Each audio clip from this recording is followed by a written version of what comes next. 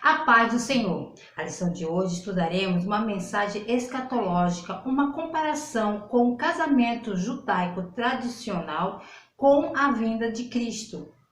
Vai nos falar que devemos estar alerta, vigianos, preparados para esse momento. Depois que a porta da graça for fechada, não adianta bater. Vigiai. Bem-vindo a mais um Resumo EBD. Para você que é novo por aqui, eu sou a diaconisa Tânia Anjos, sou professora de Escola Bíblica Dominical. Estamos encerrando hoje, no terceiro trimestre das lições bíblicas, uma reedição especial que foi escrita pelo missionário Eurico Bergsten, que tem o tema Os Princípios Divinos em Tempos de Crise, a reconstrução de Jerusalém e o avivamento espiritual como exemplos para os nossos dias.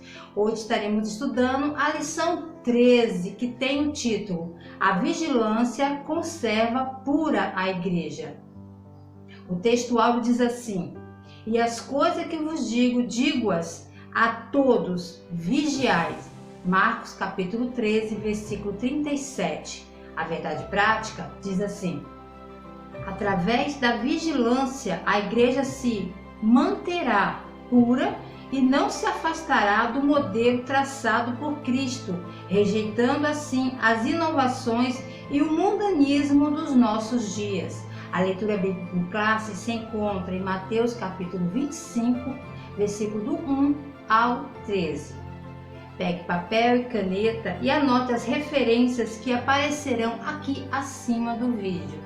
Já vou pedir para você deixar o seu like, se inscrever no canal, comentar, compartilhar. E também quero desde já mandar um abraço pela mensagem que a irmã Cléia Dutra de Brasília deixou no último vídeo meu. Eu quero agradecer pelo incentivo. Deus te abençoe você e sua família, ok? Então, vamos lá.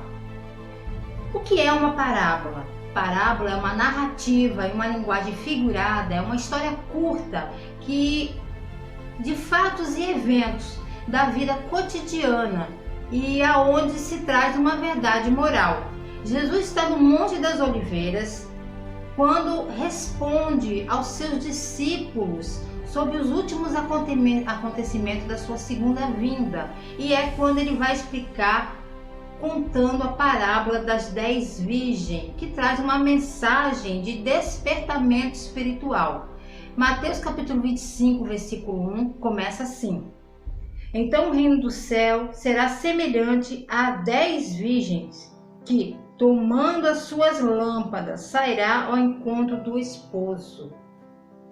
Bom, Jesus era judeu, e ele falava de coisa a qual os judeus se assimilavam, coisas que seriam mais simples para eles entenderem. Então ele pega um casamento judaico tradicional para explicar sobre a sua segunda vinda, como seria a vinda dele, como que se dava esse casamento, porque Jesus está fazendo uma comparação da sua vinda com o casamento judaico tradicional da sua época. Então, o modelo de casamento judaico era inspirado aquele que ocorreu em Gênesis 24, onde o patriarca Abraão manda seu servo buscar uma esposa para Isaac. No caso, foi Rebeca, que se prontificou, que automaticamente quis ir se casar. E isso tem que deixar claro. Rebeca quis ir se casar. Abraão estava preocupado que seu filho já estava avançado na idade, também já estava com 40 anos e não tinha nenhuma esposa. E como ele já estava velho, Abraão, e preocupado com seu filho, ele pede para seu servo ir buscar uma noiva no meio da sua parentela. E isso é o que ocorreu. E devido a esse fato, os judeus se baseiam o casamento em cima desse fato que ocorreu em Gênesis 24. Para começar, não existia o que para nós, que nós conhecemos como namoro. Não existia essa etapa, o namoro. Existiam algumas etapas até o casamento em que os noivos tinham que cumprir. Mas para o judeu o casamento era um acontecimento legal, era algo também social, era um compromisso público entre a sociedade, a família e Deus. Era assim que eles viam. A primeira etapa é conhecida como Shidduchim, que significa a escolha. Quando o jovem judeu, nos tempos de Jesus, ele encontra uma moça que ele se afeiçoa, que de repente ele se apaixonou, que ele se afeiçoou, ou até o que seu pai também queria para ele. Então começava essa primeira parte, que é a escolha, o Shidurim. No Evangelho de João 15,16 diz que Jesus nos escolheu, e em João 3,16 diz que o Pai nos amou. Então toda a parábola das 10 virgens é baseado nesse casamento judaico do tempo dele. Então ele está explicando como seria essa vinda dele. Então primeiro ele amou o noivo, ele se afeiçoa, como Jesus também se afeiçoou a nós. Então esse jovem firmava um contrato de casamento com o pai da noiva, com essa futura noiva dele. Ele ia na casa da noiva e lá resolvia com o pai dela a questão do dote, que ele estaria disposto a pagar para desposar aquela moça, mas não era qualquer valor. O jovem deveria expressar, no caso da noiva, algo que ela não era uma coisa barata para ele, mas que ela era de alto valor para ele. Então ele teria que dar um dote ao nível do seu sentimento, do que ele expressaria ali naquele valor, naquele dote. Esse pagamento deveria ser feito ao pai da noiva, em troca de sua permissão. Se o pai da moça concordasse com o preço, passava para outra etapa. Cristo, ele fez isso. O preço foi pago. Foi pago como? Com seu sacrifício. Ele deu a sua vida por amor à noiva. Esse foi o dote dele. Então, são essas comparações que nós temos que analisar quando estamos falando da parábola das 10 virgens. Então, ele entra agora numa outra etapa, que é chamada de Ketubá. Ketubá é um contrato onde tinha cláusulas do casamento. Vai aparecer na sua tela aí uma imagem sobre uma Ketubá. Existem vários modelos e é uma arte. Alguns são feitos à mão, com pinturas muito bonitos, são grandes.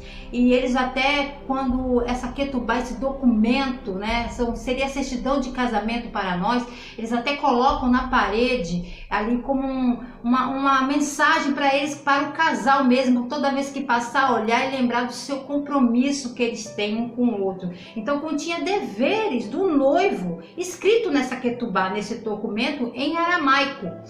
Assegura a noiva a proteção, onde o noivo assume a obrigação de fornecer roupas, alimentos e direitos conjugais que cabia a ela. Então, esse documento estava várias coisas que ele era colocado ali para a proteção da noiva, os direitos que ele cabia como marido para com a noiva.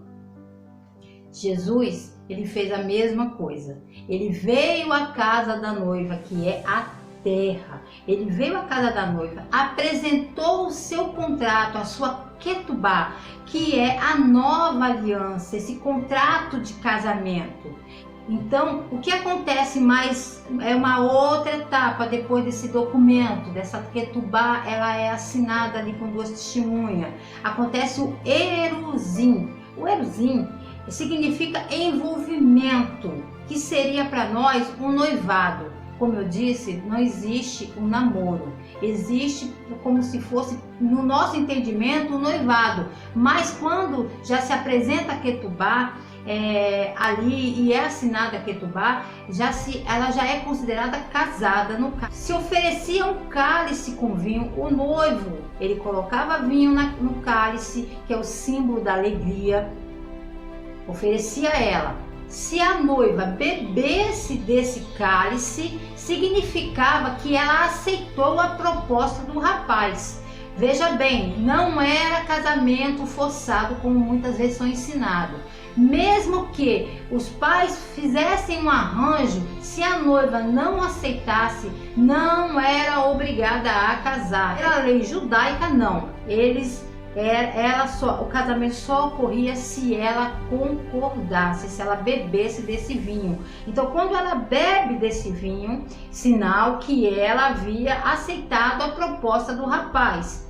Mateus 26, versículo 27 ao 29, Jesus também serviu vinho aos seus discípulos e demonstrando a importância desse cálice na apresentação do preço da noiva no contrato de casamento. Os discípulos beberam do cálice, aceitando assim o contrato. Nessa atitude aqui, os discípulos da nova aliança representava ali a noiva. Eles beberam juntamente com Jesus do mesmo cálice. Era uma tradição. Quando eles beberam, era a noiva aceitando a proposta de casamento do noivo.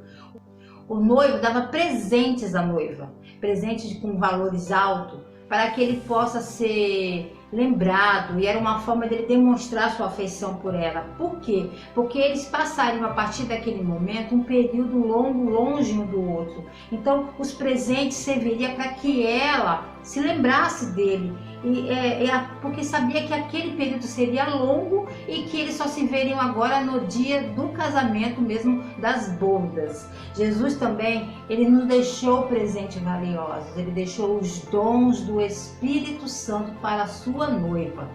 O casamento judeu é baseado no amor, na fidelidade e na santidade. O noivado era algo legal, como um casamento. A única diferença era que não era consumado o ato sexual. Um noivado podia durar até 2 anos e nesse período eles ficavam um longe do outro. Durante esse período eles não tinham contato algum. Eles ficavam separados para o grande dia. Podemos notar que o compromisso entre José e Maria era a mesma coisa. Quando nós lemos Lucas 1:27, mostra que Maria já era desposada de José. Isso quer dizer que ela já era vista como uma mulher casada.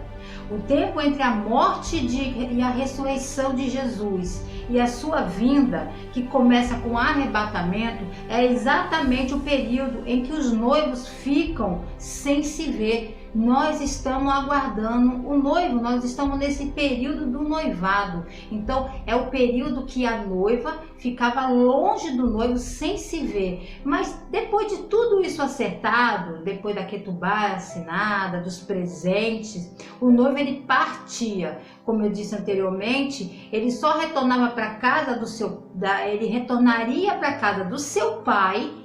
E o jovem noivo tinha que preparar um lugar para as bodas. Ele tinha algumas obrigações no período que demoraria até 2 anos. Esse jovem, ele tinha que preparar uma casa para ele morar com a sua esposa e uma câmara nupcial, uma suíte nupcial, um quarto ao lado da casa do pai.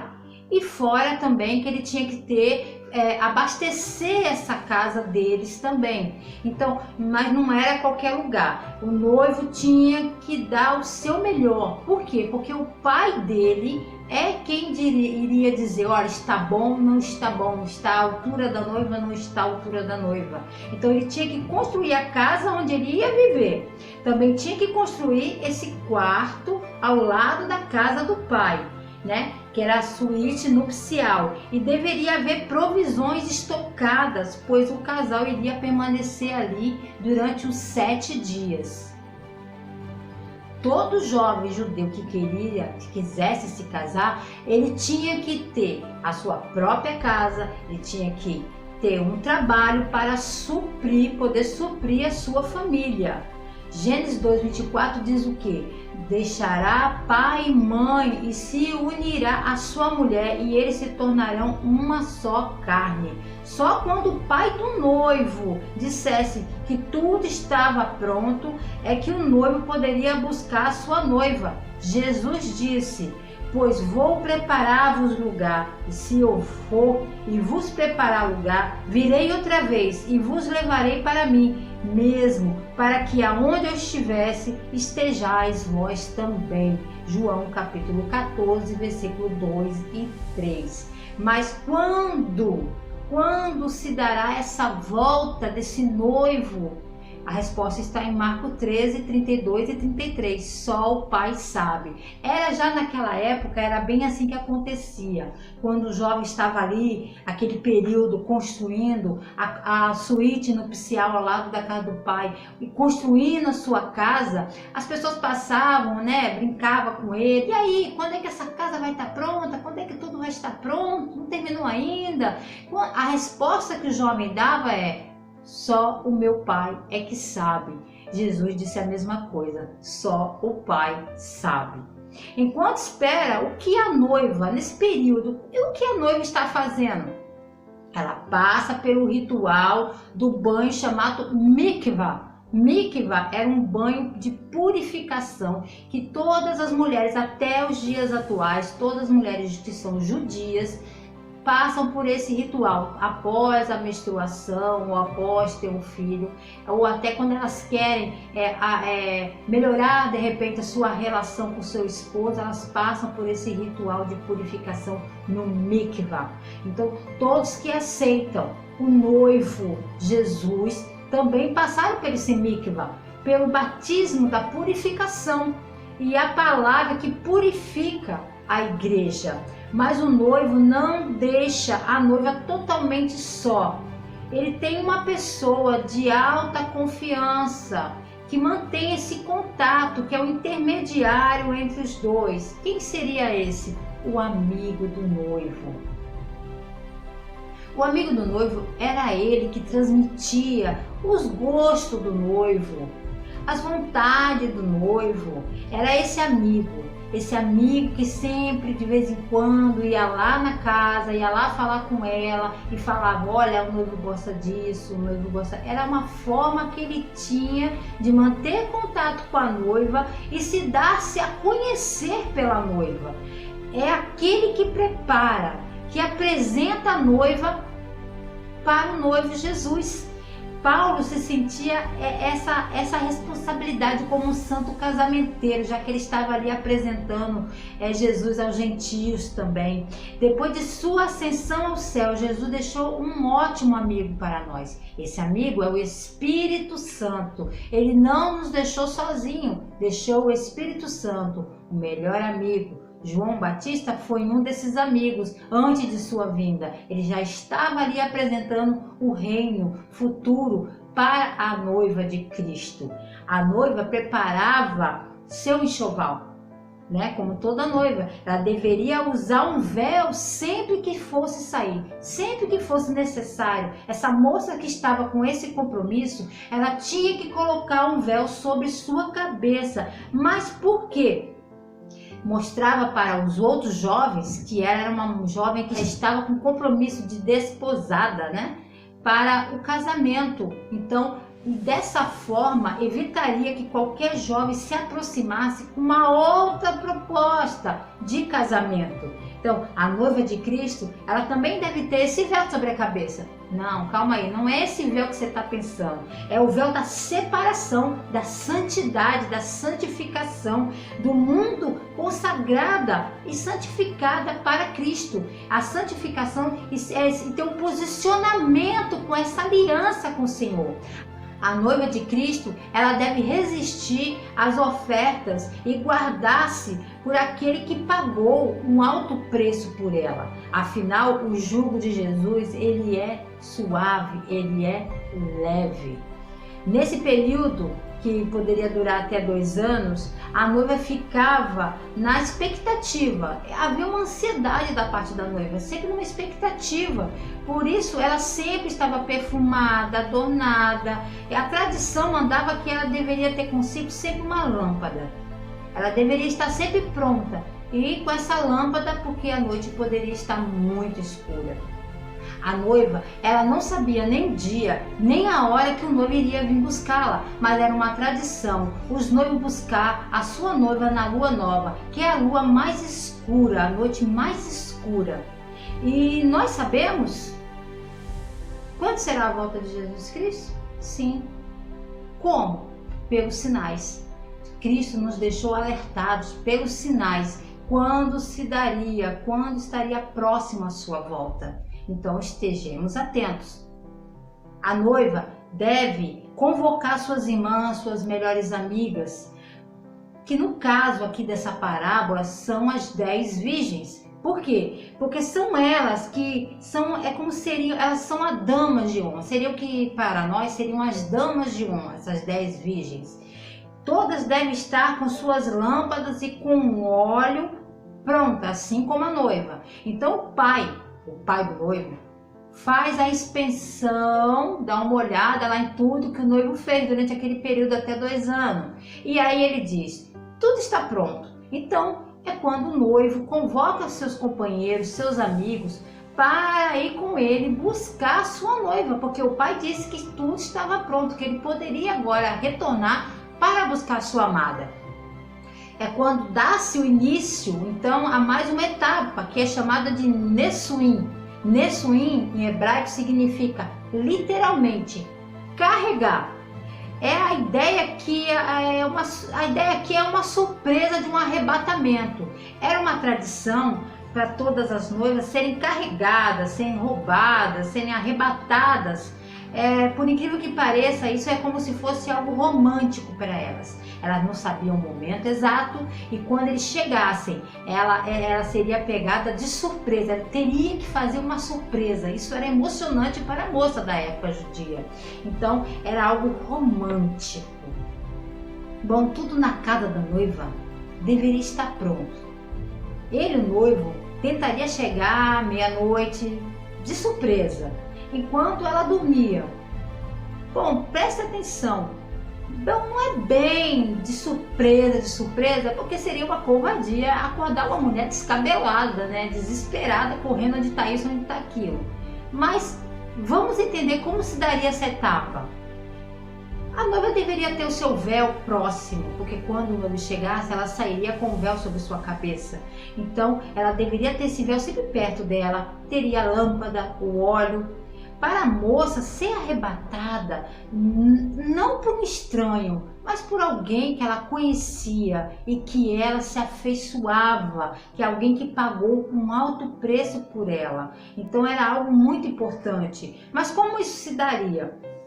O noivo e seus amigos, eles partem da casa do noivo, né, caminhando numa comitiva, cantando, tocando música, fazendo bastante barulho, uma algazarra mesmo, uma grande alegria, saindo da casa do noivo, partindo em direção à casa da noiva. No caso, a terra, não é isso? Vem do céu, vai vir sobre as nuvens.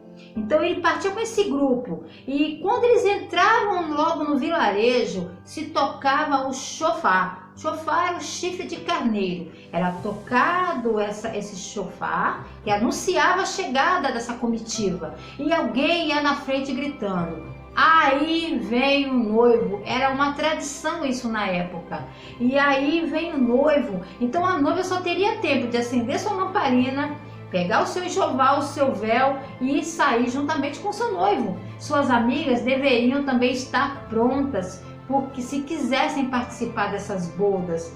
A comitiva ela ia fazendo bastante barulho, cantando, com música. As pessoas do povoado elas eram acordadas do seu sono. Todos ficavam sabendo que estava para acontecer um casamento, uma bodas, né? Todos ficavam sabendo. Quando Jesus vier buscar a sua noiva, a Bíblia deixa claro que os mortos serão os primeiros que serão ressuscitados. Eu que dormem no Senhor serão os primeiros que serão arrebatados. Queremos deixar uma observação aqui bem clara, que essas 10 virgens não são 10 noivas, tá? Senão seria uma poligamia, e isso não existe no meio judaico e no meio cristão. Então, o simbolismo aqui é espiritual, tá? Nessa parábola é que elas simbolizam cada pessoa que tem um compromisso com o noivo, porque de certa forma elas tinham também um compromisso com o casal ali. Então, essas 10 virgens simbolizam eu e você. Todos aqueles que aceitaram um compromisso com o noivo, simbolizado nessas 10 virgens, tá? Porque essas 10 virgens eram 10 virgens, as 10 tinham suas lâmpadas, as 10 adormeceram também. Por quê? Porque esse período de espera, muita gente vai desfalecendo, vai perdendo um pouco da sua fé, vai desacreditando. Então, as 10 também adormeceram, mas só que tinha uma diferença só aí. 5 delas tinham azeite de reserva, as outras 5 não tinham. Por quê? Porque talvez elas se achassem autossuficientes, como existem muitas pessoas que acham que nada, não tem nada a ver, entrou na vida de muita gente. Então, são pessoas que são autossuficientes, altamente religiosas, que são pessoas, muitas das vezes, são desobedientes. Esse é o simbolismo dessas 10 virgens. O que nos mostra que todos possuímos a mesma possibilidade de salvação. Estão sob a mesma carência da graça. Preste atenção, as 10 estavam sob a mesma carência da graça. Somos dependentes da graça de Deus. A parábola, ela nos adverte sobre a vigilância e a responsabilidade pessoal de cada um. Cada um vai dar conta de si mesmo. Examine, pois, o homem a si mesmo. Cada um vai dar conta de si. Então, é uma responsabilidade pessoal. Nós não temos o hábito de dizer que Jesus vai vir buscar uma igreja dentro de uma igreja? Pois bem, 10 virgens, 5 loucas, 5 prudentes. Então, é uma responsabilidade pessoal. A palavra de Deus diz o quê? O sujo suje-se mais e o santo santifique-se mais. A obrigação dessas 10 virgens era iluminar o caminho no cortejo dos noivos até a casa do pai do noivo, porque era onde aconteceria a grande festa. Então, tanto elas como a noiva, elas não sabiam o caminho. A noiva nunca foi na casa do noivo. As virgens também nunca foram na casa do noivo. O noivo que ia à frente mostrando o caminho. Jesus disse o quê? Eu sou o caminho, a verdade e a vida. Ele é o caminho e ele estava mostrando o caminho. Ele ia à frente mostrando o caminho à casa do pai. No casamento judaico, o noivo é que ia à frente, guiando, mostrando o caminho para a casa do pai. Jesus vai fazer a mesma coisa conosco e faz a mesma coisa. Ele nos mostra o caminho, porque ele é o caminho onde aconteceria essas bodas. A lâmpada simboliza a palavra. A lâmpada simboliza a palavra. Somente as prudentes tinham azeite de reserva. Elas tinham as suas lâmpadas com azeite, com óleo dentro, uma reserva, uma vasilha separada. Por quê? Porque elas não sabiam a distância, elas não sabiam quanto demorariam. Já as loucas, elas não se preocuparam de se prevenir, né? Elas ficaram expostas, elas poderiam ficar expostas na escuridão. As prudentes se preocuparam com isso, mas as loucas, não. Aqui fica uma verdade para nós. A jornada de todo cristão, ela é longa, ela é uma questão de uma espera, parece que demora, somos peregrinos nessa terra. O hino 323 diz: muitos dizem que Jesus está tardando para vir buscar o povo seu, qual nos dias de Noé estão pecando, sem temer o bondoso Deus. As loucas, elas queriam a festa, como muitos hoje em dia querem as bênçãos, mas não querem ter um compromisso. Então elas não querem ter um esforço. Então, se a pessoa se acomoda, elas se acomodaram. Não há mudança de vida nessas pessoas. A noiva ainda está com véu. Ela está sendo retirada, carregada, né? Sendo arrebatada, saindo para a direção da casa do futuro sogro, ainda com véu sobre sua cabeça. Quando eles chegavam na casa do pai do noivo, ali era oferecido novamente ali no caso, um cálice de vinho, onde os dois bebiam no mesmo cálice, que era o símbolo da alegria. E era lido novamente a Ketubá. Lembra o documento de compromisso? Seria o certificado de casamento. E ali é lido novamente, como se estivesse lendo os seus votos, né? Então é lido novamente ali, embaixo da Rupá. Rupá, que foi construída também previamente pelo noivo. O que é a Rupá? e é usado até nos dias atuais. Até porque não é judeu, usa roupá porque é algo bonito e romântico. Vai aparecer na sua tela uma roupá. Uma roupá é uma espécie de tenda sem estar fechada, né? Ela é aberta, é uma tenda que representa a futura casa do casal. Então, nesse momento que os dois estão ali, eles dois, o noivo e a noiva, mais duas testemunhas, são levados a uma sala aonde a noiva levanta o seu véu e mostra se é ela mesma que tem um compromisso com ele. E por que isso se dá? Isso ocorreu após a história de Jacó. A história de Jacó, que se apaixonou por Raquel e acabou casando com a Lia, porque ele não conferiu antes de casar. E quando acordou de manhã, estava com quem? Com a irmã. Então, para que isso não ocorresse depois dessa história que aconteceu com Jacó, os jovens ficaram mais espertos, acontecia esse fato que a noiva levantava esse véu para confirmar que era ela. Isso juntamente com duas testemunhas. As outras pessoas não viam, certo? Isso simboliza o tribunal de Cristo. Vamos ler comigo? Abra sua Bíblia, 2 Coríntios capítulo 5, versículo 10. Diz assim: porque todos devemos comparecer ante o tribunal de Cristo, para que cada um receba segundo o que tiver feito por meio do corpo, ou bem ou mal.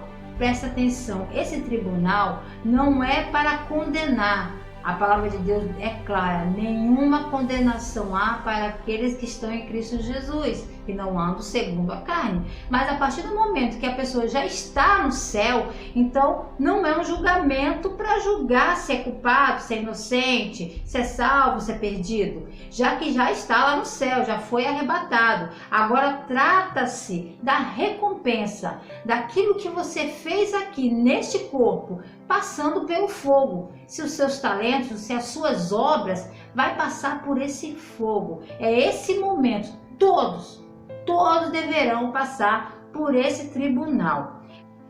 É bem possível que nesse momento, aí nesse período da chegada da noiva com o noivo na casa do pai do noivo, que as loucas, né, na história da parábola devem estar correndo ainda, procurando algum mercador para comprar óleo, para chegar a tempo dessa festa, né? É um período que elas podem estar nesse corre-corre aí. Bom, continuando aqui, agora os noivos se retiram para a câmara nupcial, a suíte nupcial.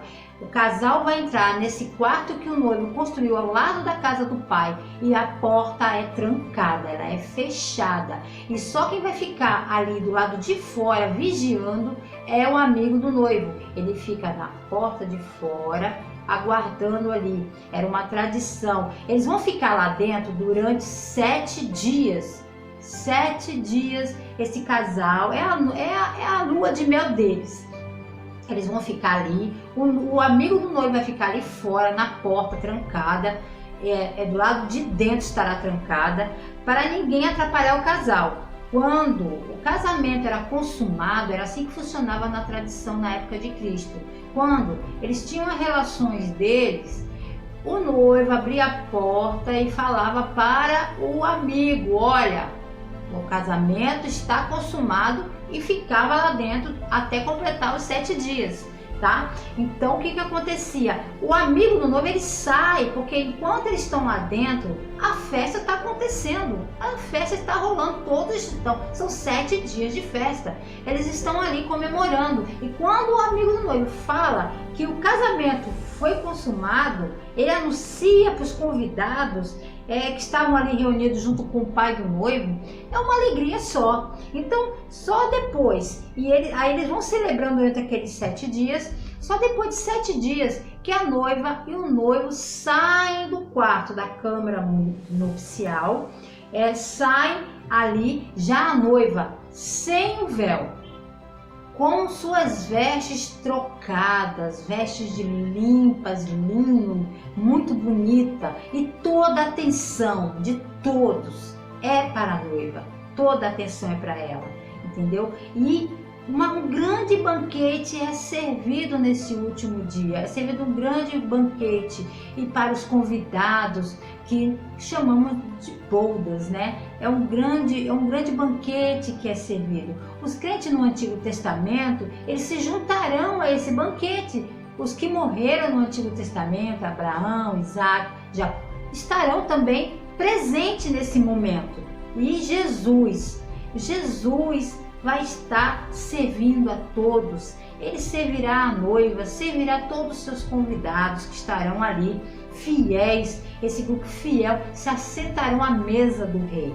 Os 7 dias representa o período onde aqui, porque enquanto isso tudo estiver acontecendo lá no céu, esses 7 dias representa o momento que aqui na terra estará acontecendo a grande tribulação. Os 2 acontecimentos estarão acontecendo assim simultaneamente. Ao fim desse banquete, o noivo e a noiva vão partir para a sua nova casa. E nessa transição da casa do Pai para a sua casa, aqueles que não despertaram, não saíram para fora, não se deram conta que Jesus estava voltando, no caso, né? Vamos fazer uma comparação aqui, eles virão a noiva. Porque a palavra de Deus diz que o noivo retornará juntamente com sua noiva, não é? E todos aí, vai ser de uma forma visível, e todos o verão. Todos o verão. E somente depois disso tudo, desses acontecimentos, é que eles partem para a sua nova casa, a nova Jerusalém. Agora, nós estamos nesse intervalo de tempo, nós estamos no noivado com Cristo. É meia-noite, a meia-noite é um dia que se passou, é um período de tempo, é a dispensação da igreja. É no momento em que Jesus, o noivo, o noivo arrebatar a sua igreja, esse período haverá terminado. Quando o novo dia raiar, que dia será esse? Enquanto o noivo foi preparar um lugar, ele manteve contato com a sua noiva aqui na terra. Ele manteve contato com a noiva através do seu amigo, do Espírito Santo. Em Apocalipse 2:3, no final ele orienta a sua noiva: quem tem ouvido, ouça o que o Espírito Santo diz às igrejas. O Espírito Santo, o melhor amigo de Jesus, o nosso melhor amigo, ele tem alertado a sua noiva aqui na terra. A meia-noite é a hora das trevas. Tempos difíceis estão vindo. O azeite é algo pessoal, é o combustível do salvo em Cristo, de um pecador regenerado. A vigilância é aquela que nos prepara para uma longa espera. O que mantém o azeite, que é o combustível, é o bom ânimo. Eles não andarão na escuridão, os que mantêm esse combustível, esse azeite em suas vidas. Quando alguém se desvia, o azeite já tinha acabado. Mas essa pessoa estava aqui e não está mais. O azeite estava acabado. Não buscou reserva. Não buscou ter bom ânimo. Não espere acabar. Não espere acabar esse azeite. Tenha sempre reserva. Em oração, em palavra, em jejum, arrependimento, confissão, com fé. Vigiai, porque não sabeis o dia e nem a hora em que há de vir o Filho do Homem. Chegamos ao final de mais um Resumo EBD. Até aqui nos ajudou o Senhor. Deus abençoe você, a sua família, e querendo Deus, estaremos aqui novamente para mais um Resumo EBD.